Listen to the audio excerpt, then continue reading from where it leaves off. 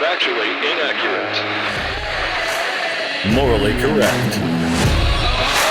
This is Babylon Bee Radio. Our top story. Medical experts are absolutely stumped as to what could be causing the recent uptick in healthy young people everywhere that are suddenly collapsing with heart failure. Despite their uncertainty, experts do feel confident that we can rule out that one thing as the culprit. It's too early to say what could be causing this, said local expert Dr. Susan Rufflinger. But it's never too early to say what isn't causing this. This could be caused by anything. But the one thing we know for certain is that it's definitely not what we're all thinking that's behind this, if you know what I mean. We can go ahead and rule that thing out right now because science just called us on the phone and told us not to discuss it. We always follow science. According to sources, experts have been working tirelessly around the clock to try to get to the bottom of why so many seemingly perfectly healthy, athletic people are falling over suddenly. I wish I could point to something in the past year or two that large groups of people were exposed to or forced into, but nothing comes to mind. If only there was one thing all these patients had in common. Experts say they've narrowed the list of what most likely was causing these sudden health issues down to climate change, racism, Christian nationalism, standing up too quickly, standing up too slowly, and not eating enough bugs. A dispute regarding the nature of vaccination has arisen among faithful followers of the science and of Fauci, its prophet. According to sources, some progressives say the sacrament of vaccination is the literal body of Fauci, while others believe it's only symbolic. The mRNA juice we inject into our bodies to cover our COVID becomes the literal body of our blessed Lord Fauci through a process called Transvaxtantiation, said progressive scholar Vance Tinkleman, he, him. Whether it be Pfizer or Moderna, we can have faith that the real presence of Fauci is within the vax itself. To suggest otherwise is a damnable heresy.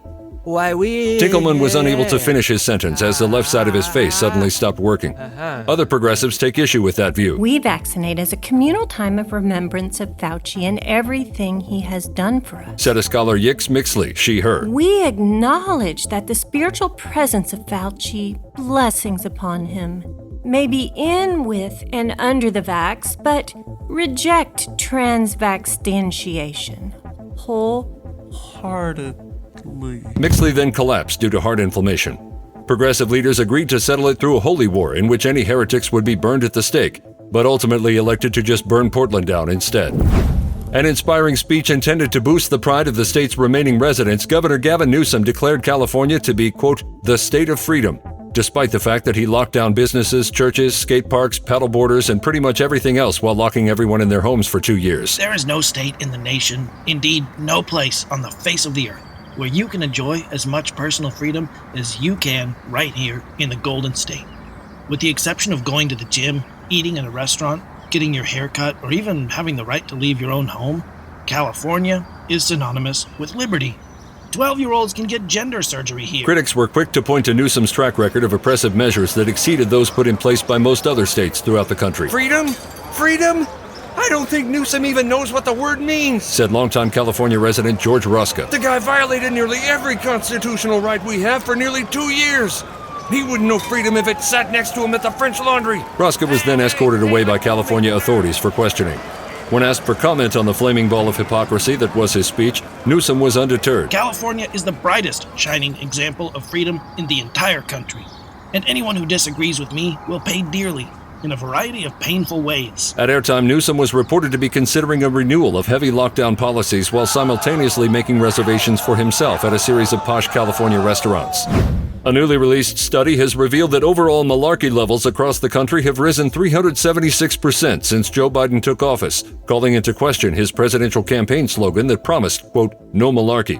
Stanford researcher Dr. Greg Foop. That we've never seen malarkey levels this high since we started measuring malarkey in 1976. The readings are off the chart, over 20,000. Not even Great Britain has a malarkey count that high. This is unsustainable. The study was inconclusive about where all the malarkey was coming from, but experts theorized it could have something to do with runaway inflation, mass illegal immigration, unchecked government corruption, Hunter Biden's laptop, or that one cross-dressing guy in the Biden administration who kept stealing luggage. With all due respect, that's a bunch of malarkey. In response, Democrats in the House have introduced legislation to raise the malarkey ceiling.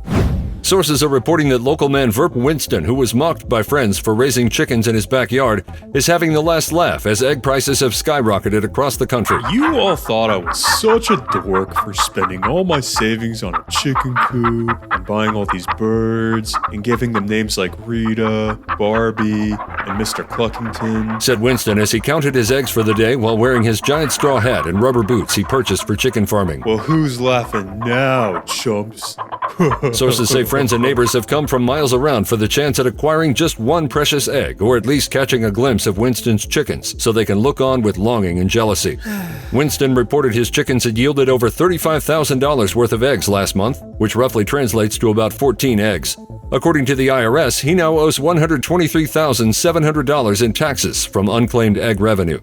Former Vice President Mike Pence repented publicly at his church on Sunday after sources revealed he had eaten several all-female M&M candies from the new all-female bags without his wife present. I know I've committed a serious indiscretion, said Pence to his church elders and accountability partners. Not that I don't think I can control myself around female M&Ms, but I respect my wife and don't want her to worry about all the time I'm spending with female M&Ms before I eat them.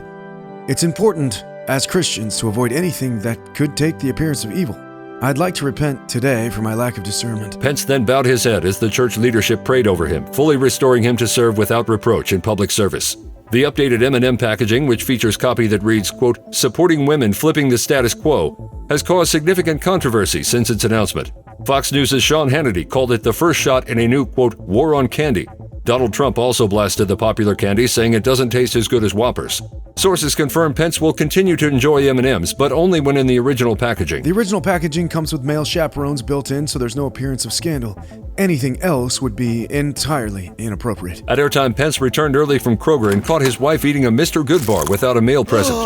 The couple has sought counseling with their pastor.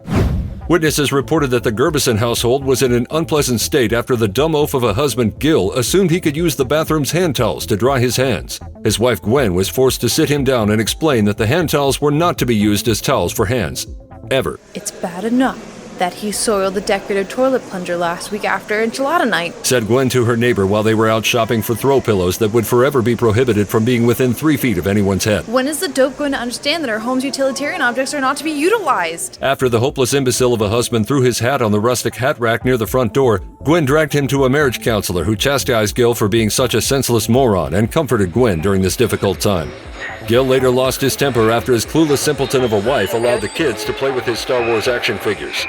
Find more fake news you can trust at BabylonB.com. Babylon Bee Radio features officially curated content from the Babylon Bee. Scripted, voiced, and produced by Austin Robertson. Additional voices in this episode from Bettina, Emma, Jarrett, Joel, Kristen, and Sam. Don't miss an episode. Subscribe to Bee Radio on YouTube, Spotify, and at BabylonB.com/podcasts.